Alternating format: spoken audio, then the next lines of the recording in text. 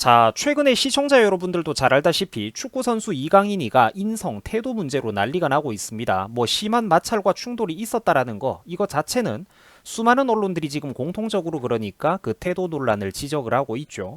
자, 그런데 여러분들 이거를 두고 어떤 사람들은 이런 말을 합니다. 바로 유럽에서 축구를 배우고 자라다 보니까 문화 차이가 있어가지고 좀 어쩔 수 없다. 우리가 이해하자라는 식의 쉴드 발언입니다. 그런데 여러분들 이거는 잘못된 말도 안 되는 소리입니다. 여러분 한창 혈기왕성한 운동선수들이 팀 스포츠로 힘을 합치면서 협력해가지고 굴러가야 될 때 그러면은 미국이나 유럽 같은 해외에서는 선후배 규율 문화가 없을까요? 목소리 큰 놈이 장땡이고 그냥 개판으로 그럼 돌아갈까요? 아닙니다. 당연히 아니에요. 해외에도 위아래가 있고 주장과 일반 선수가 있고 선배, 후배, 고참과 신참 문화가 당연히 있습니다. 해외에도 있어요. 자, 요즘처럼 인터넷이 발달한 사회인데도 불구하고 우리나라 사람들은 사실 좀 해외 문화를 너무 모르는 경우가 있죠. 그래가지고 해외를 무슨 별천지라고 생각을 하면서 흔히 이런 착각을 하는 사람들이 아직도 대한민국에 많아요. 자, 해외는 그러면은 다 친구고 위아래도 없고 너도 나도 평등하다라는 생각인데 여러분 절대로 안 그래요. 그러면은 그 팀과 조직이 굴러갈 것 같습니까? 당장 여러분들 손흥민이나 이강인 본인이 뛰고 있는 유럽 축구에서도 오랫동안 활동했던 30대 중반, 후반의 베테랑 선수들이 있습니다. 나이가 좀 많은데도 잘하는 선수들이 있죠.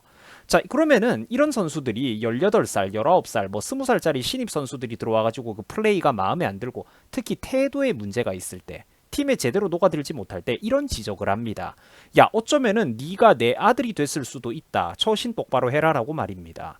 여러분 사람 사는 곳 다 비슷하다니까요. 이거 절대로 여러분들 제가 그냥 하는 소리가 아니라 축구 썰방송 같은 데 나와가지고 선수들이 직접 유럽 축구 리그에서 뛰었던 선수들이 직접 하는 얘기입니다. 해외 선수들도 이런 얘기를 하고 유럽에서 뛰어본 한국 선수들도 똑같은 얘기를 해요, 이게. 자, 여러분들 혹시 루키 헤이징이라는 말을 들어보신 적이 있습니까? 말 그대로 루키, 그러니까 신입들을 좀 못살게 굴고 심한 장난을 치는 거를 말합니다. 우리나라 말로 치면은 신입 신고식과 비슷한 개념이에요. 자, 분명히 짚고 넘어가야 될 게 제가 그러니까 이 신인들을 못살게 구는 게 좋다라는 건 절대로 아닙니다. 근데 해외에도 이런 게 있다고요. 이게 우리는 그 자유분방한 나라라고 알고 있는 미국 같은 프로스포츠에서도 우리만큼 혹은 우리보다 더욱더 심하게 이런 문화가 있다라는 거를 제가 설명을 해드리는 거예요. 미식축구 NFL, 농구 NBA, 야구 메이저리그 MLB 이런 데 전부 다 이런 게 있습니다. 이강인이하고는 몸값이 비교도 안 되는 사람들이에요. 자, 물론 여러분들 시대가 갈수록 과거 90년대나 2000년대보다 우리나라도 그렇듯이 조금씩 이런 게 나아지고 있고 덜 심해지는 그런 차이는 있겠습니다만 또 팀 따라 차이가 있겠죠. 근데 당장 그렇게 유명하고 몸값이 높은 미국의 프로스포츠, 프로농구 NBA에 뛰는 애들만 해도 저 고참과 신참 문화가 있다라는 겁니다. 당연하죠. 19살, 20살이랑 30대 초중반의 어떤 30대 후반의 베테랑 선수들은 이게 좀 다르잖아요, 서로. 미국의 프로농구 NBA의 거의 모든 팀에 여러분들 전통적으로 있는 게 뭐냐면은 바로 이동할 때 신참들 첫 데뷔 1년차 애들이 신인들이 선배들의 가방을 들어주거나 간식과 음식을 날라주는 그런 문화가 있다라는 겁니다. 오히려 여러분들 한국에서 지금 이런 문화를 찾아보기가 좀 힘들지 않겠어요? 지금 현 시점에 라커룸을 정리하거나 도넛 좀 사오라고 이렇게 간식 심부름을 해오거나 심지어 선배들의 세차를 좀 해오라고 장난을 칠 때도 있다라고 하죠.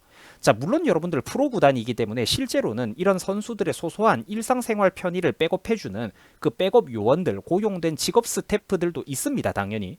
그런데 처음에 여러분들 어때요? 기세등등하게 나는 이래 스포츠의 천재라고 미국의 프로농구에 입문을 하면은 그게 막 자신감이 넘치고 그러잖아. 그러면은 자기 재능만 과도하게 믿는 이런 신입이라는 원석을 어느 정도 팀 스포츠에 녹아들기 위해서 다듬는 어떤 문화가 좀 있다라는 거예요. 그 10대 고교농구 같은 데서 아무리 최고의 천재 소리를 듣고 미국의 수많은 언론들이 유망주라고 입을 모아도 1년 차는 이런 문화에서 얄짤이 없다라는 겁니다. 대신에 그런데 한 2년 차 정도가 넘어가면은 이런 놀리기 문화가 대폭 줄어든다라고는 해요. 그리고 뭐 한 6년 차, 7년 차 정도 되면은 한 10년 차 이상의 선수들과 함께 베테랑으로 대접을 받고 어느 정도 좀 이렇게 그냥 편하게 섞일 수는 있는데 적어도 1년차 때는 좀 조심을 하는 문화, 신입 때는 조심을 하는 문화가 있다라는 겁니다. 2년차, 3년차가 되면은 크게 해방이 되지만 다음 신병들, 다음 루키 신입들이 들어오면은 비슷한 경험을 하게 되겠죠.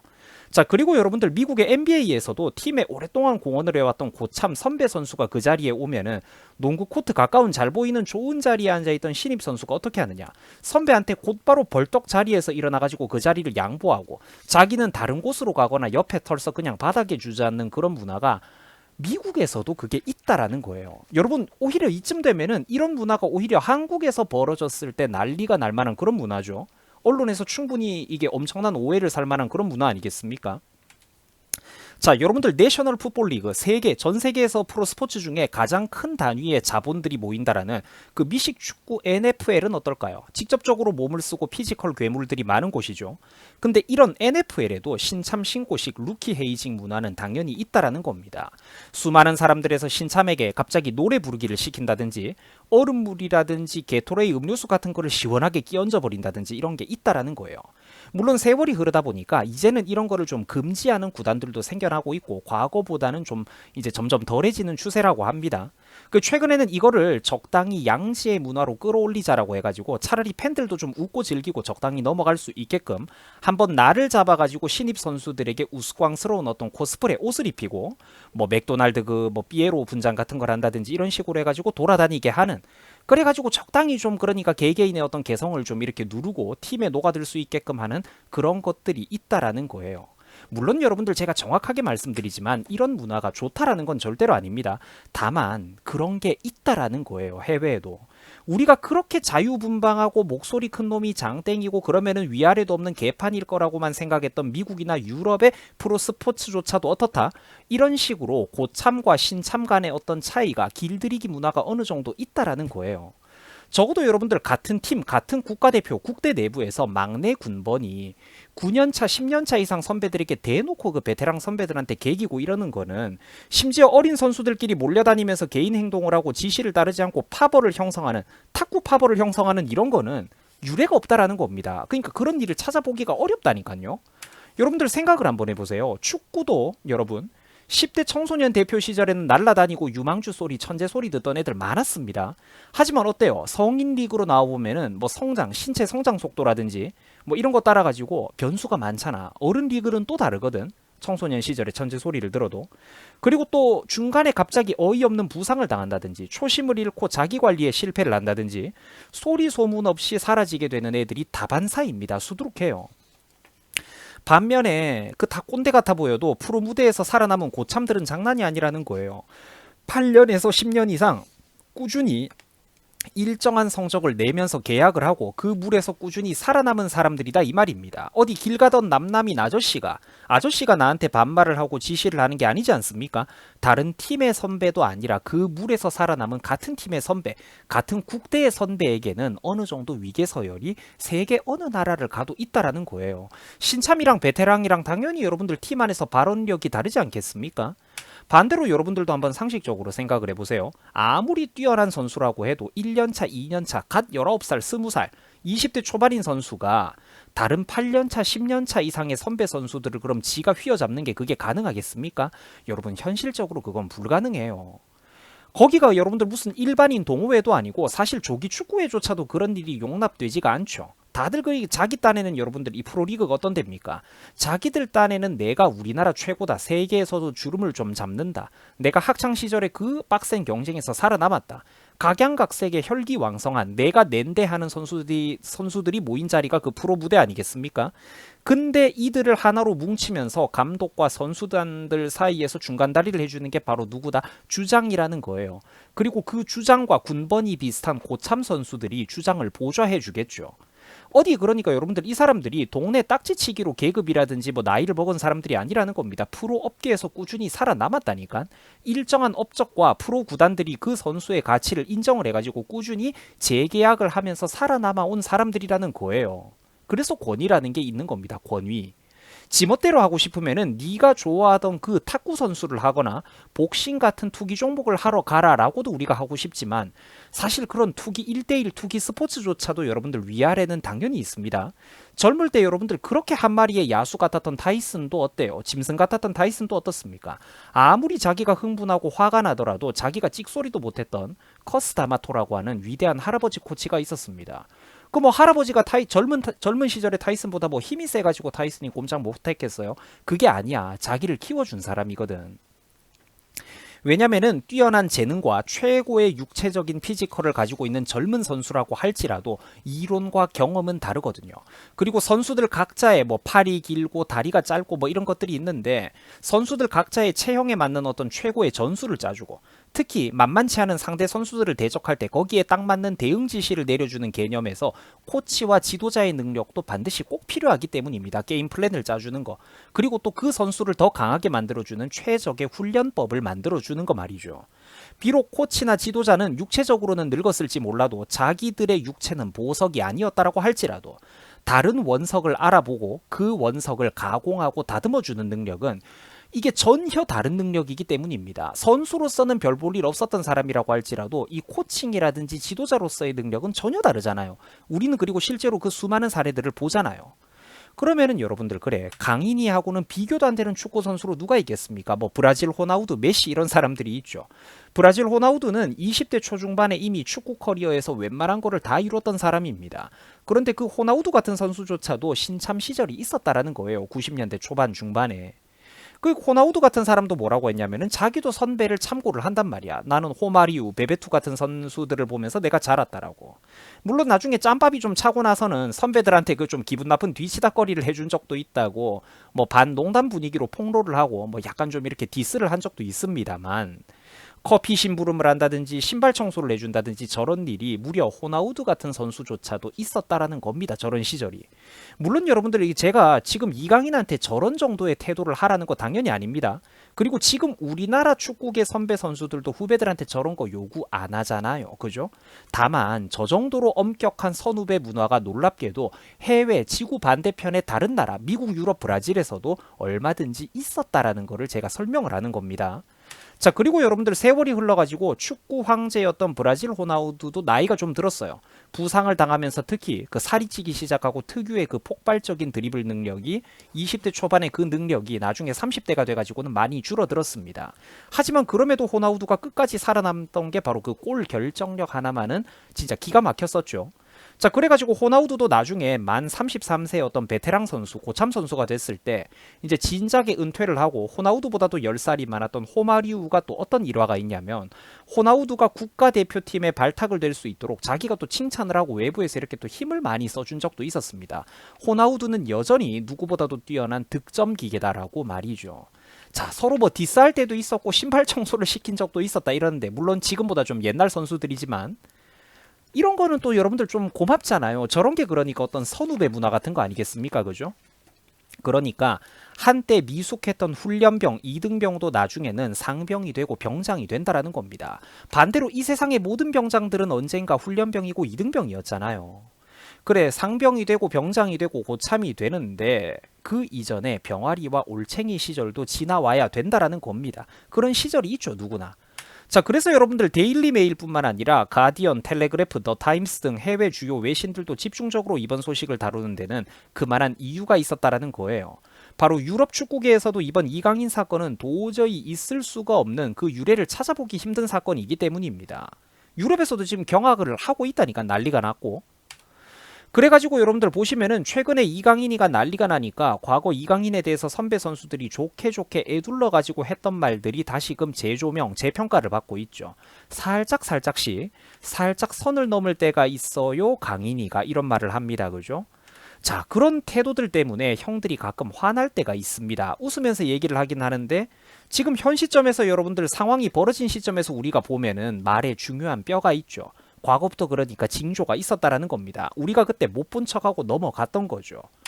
문제가 뭐냐면은 나이도 생김새도 유니폼도 다른 수많은 다양한 어떤 축구 선배들이 이강인에 대해서 평가를 할 때 하나같이 똑같은 말을 한다라는 겁니다. 강인이가 선을 좀 넘는 경우가 있어요. 가끔씩 선을 살짝 넘을 때가 있어요. 강인이가 이런 말을 하죠. 다 똑같다니까 말을 하는 게 놀라울 정도로. 가만히 제가 밥을 먹고 있었는데 갑자기 저한테 욕을 하더라고요. 말하지마 뭐 땡땡땡하라고 해가지고 제가 좀 많이 당황스러웠습니다 하는데 여러분들 이거는 솔직히 좀 너무 심하죠. 여러분 저런 짓거리는 솔직히 그러니까 선배가 후배 선수한테 해도 기분이 나쁠 겁니다. 그죠? 근데 반대로 나이도 경력도 더 어린 후배가 선배한테 저런 짓을 하면은 듣는 사람이 여러분들 그날 하루 종일 기분이 어떨까요? 그 정상적인 어떤 멘탈로 저 어떤 이 여러분들 뭐라고 해야 됩니까? 이 컨디션 바를 많이 타는 어떤 축구 구기 종목이 정상적인 마인드로 될까요? 저런 거를 선배가 후배한테 당하고 나서 하루 종일 기분이 어떨까요?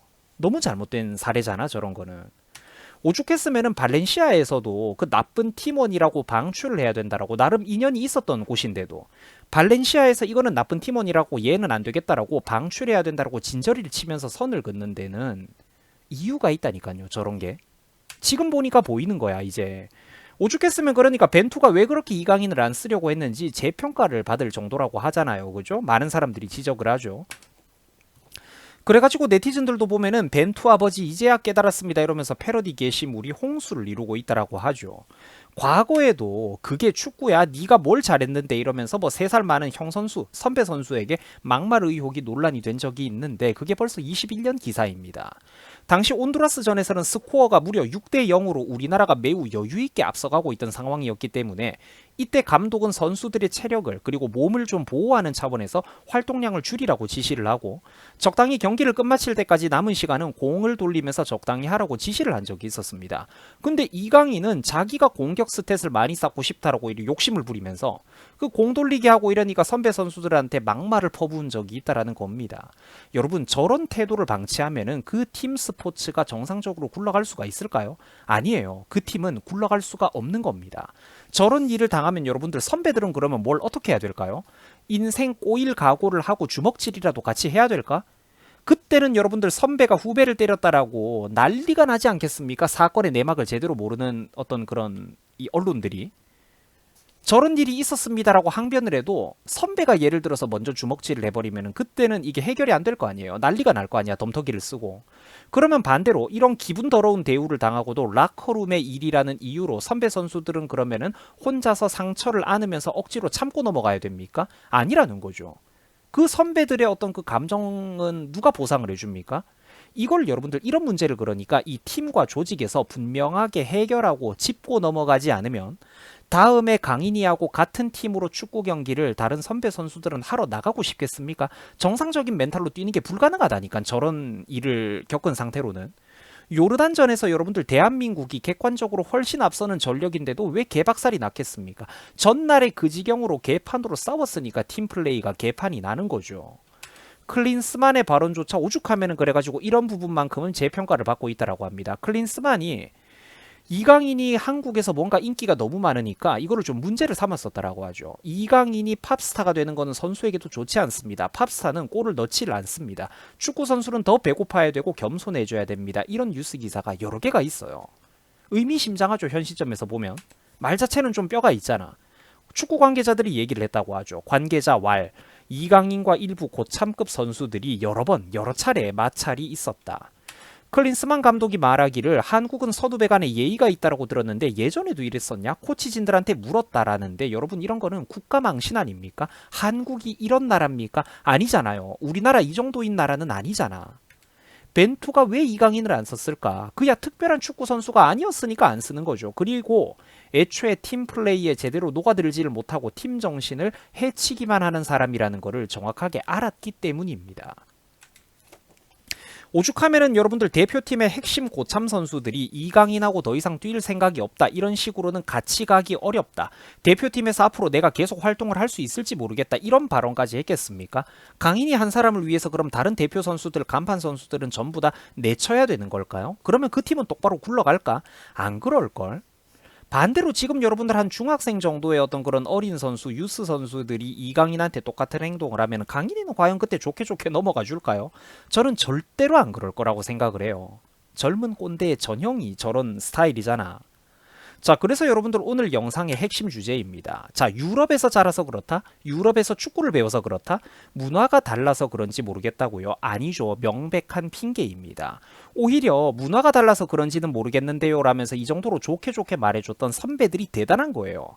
평생 동안 열심히 공만 차오고 이 친구들이 해외 문화는 잘 모르고 그러다 보니까 가급적 기분이 더러워도 속으로 삼키면서 애써 좋게 말해줬던 저 다른 선배 선수들이 말 그대로 보살 그 자체였던 겁니다.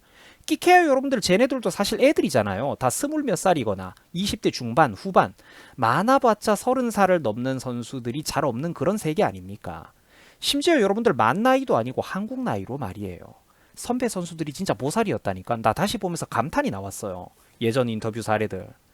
제가 그래갖고 여러분들 하도 이게 이상해가지고 이강인의 소위 유스 시절이라든지 유럽 시절의 공격 스탯을 봤는데, 네티즌들이 정리해놓은 걸 봤는데 절대로 여러분들 골수가 많지가 않았습니다. 70경기, 60경기씩 뛰고 한 자릿수 득점인 경우도 수두룩했어요. 그러니까 절대로 강인이가 특별히 골수가 많다든지 대단한 활약을 보여왔던 거는 아니라는 겁니다. 훨씬 더 잘하는 사람들이 유럽 축구계에 없습니까? 아니죠. 너무너무 많아요. 축구를 잘하는 사람들은 세상에 너무 많아. 그러면은 반대로 누가 이강인을 이렇게까지 인위적으로 심고 밀어 올리고 언론 플레이를 해왔던 걸까요? 한 번쯤 우리가 의구심도 품어야 되지 않을까? 그 배후를 폭넓게 잘 봐야 된다라는 겁니다. 이번 사건을 라커룸의 일이라고 묻고 넘어갈 그런 일이 아니에요. 한국 축구계를 대대적으로 한번 청소하는 데 있어서 정말로 잘 터진 사건입니다. 이거 공론화된 게 정말로 잘 된 사건이라니까. 이게 공론화된 게.